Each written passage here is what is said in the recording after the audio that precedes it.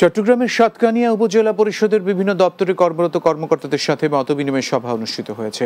বুধবার দুপুরে চট্টগ্রামের সাতকানিয়া উপজেলা প্রশাসনের উদ্যোগে এই মতবিনিময় সভার আয়োজন করা হয়। এতে প্রধান অতিথি ছিলেন ধর্ম উপদেষ্টা ডক্টর আফম খালিদ হোসেন। উপজেলা নির্বাহী অফিসার মিল্টন বিশ্বাসের সভাপতিত্বে এই সময় উপজেলা পরিষদের বিভিন্ন দপ্তরের কর্মকর্তারা বক্তব্য রাখেন। এর আগে ধর্ম উপদেষ্টা সাতকানিয়া থানা পরিদর্শনে যান, সেখানে তাকে গার্ড অফ অনার প্রদান করা হয়। বিএনপির ভারপ্রাপ্ত চেয়ারম্যান তারেক রহমান ও বিএনপির বিরুদ্ধে চলমান ষড়যন্ত্রের প্রতিবাদে বিক্ষোভ মিছিল ও সমাবেশ অনুষ্ঠিত হয়েছে। দুপুরে মিছিলটি নগরীর সাগরিকা মোড় থেকে শুরু হয়ে নয়াবাজারে সমাবেশের মাধ্যমে শেষ হয়। জাতীয়তাবাদী পাট শ্রমিক দলের সভাপতি সাঈদ আল নোমানের নেতৃত্বে সমাবেশে প্রধান অতিথি হিসেবে বক্তব্য রাখেন জাতীয়তাবাদী পাট শ্রমিক দলের সভাপতি সাঈদ আল নোমান।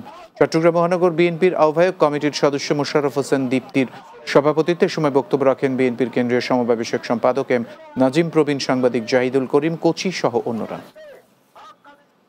চট্টগ্রামে 28 বছর আগে হাটহাজারী উপজেলার ফরহাদাবাদ এলাকায় একটি দরবারে ভক্ত ইব্রাহিম হোসেন রিপন হত্যার মামলায় একজনকে যাবজ্জীবন দিয়েছেন আদালত। এ সময় একজনকে 5 বছর কারাদণ্ড ও 4 জনকে খালাস দেওয়া হয়।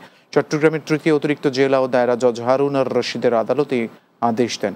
বাদীপক্ষের আইনজীবী অ্যাডভোকেট মইনুল হোসাইন সোহেল বলেন, 15 জনের সাক্ষ্য প্রমাণে হত্যার অভিযোগ প্রমাণিত হওয়ায় আসামি শেখ মোহাম্মদ তৈবুল্লাহকে 70 ঊর্ধ্ব বয়স হওয়ায় সেই বিবেচনায় আদালত যাবজ্জীবন কারাদণ্ড দিয়েছেন। পাশাপাশি তাকে 5,000 টাকা জরিমানা করা হয়েছে। এছাড়া অপর আসামি মোহাম্মদ ইকবালকে 5 বছরের কারাদণ্ড দিয়েছেন। রায় ঘোষণার সময় আসামি শেখ মোহাম্মদ তৈবুল্লাহ উপস্থিত ছিলেন, অপর আসামি ইকবাল পলাতক। ডলার খরচ করে আমদানি করা চট্টগ্রাম বন্দরে নানা কারণে বছরের পর বছর পড়ে থাকা 475টি কন্টেইনার পণ্য 2 ধাপে নিলামে তোলার প্রক্রিয়া শুরু করেছে চট্টগ্রাম কাস্টম হাউস। প্রথম ধাপে নিলাম হবে 24টি কনক্রিট মিক্সচার মেশিন গাড়ি সহ প্রায় 125টি কন্টেইনারে থাকা পণ্য। বাকি 350 কন্টেইনারে থাকবে অপচনশীল পণ্য।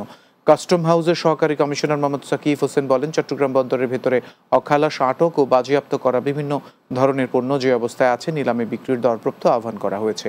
আগ্রহী নিলাম ক্রেতারা 15 জুলাই সকাল 9টা থেকে 30 জুলাই বেলা 2টা পর্যন্ত Bangladesh customs Chattogram custom house জাতীয় রাজস্ব বোর্ডের ওয়েবসাইটে অকশন মডিউলে রেজিস্ট্রেশন করে নিলামে অংশ নিতে পারবেন। চট্টগ্রাম প্রকৌশল ও প্রযুক্তি বিশ্ববিদ্যালয় চুয়েটে জুলাই শহীদ দিবস 2025 উপলক্ষে আলোচনা সভা অনুষ্ঠিত হয়েছে। দুপুরে রাউজানে চুয়েটের কেন্দ্রীয় অডিটোরিয়ামে এই আলোচনা সভা অনুষ্ঠিত হয়। এতে প্রধান অতিথি ছিলেন চট্টগ্রাম প্রকৌশল ও প্রযুক্তি বিশ্ববিদ্যালয়ের ভাইস চ্যান্সেলর অধ্যাপক ডক্টর মাহমুদ আব্দুল মতিন ভূঁইয়া।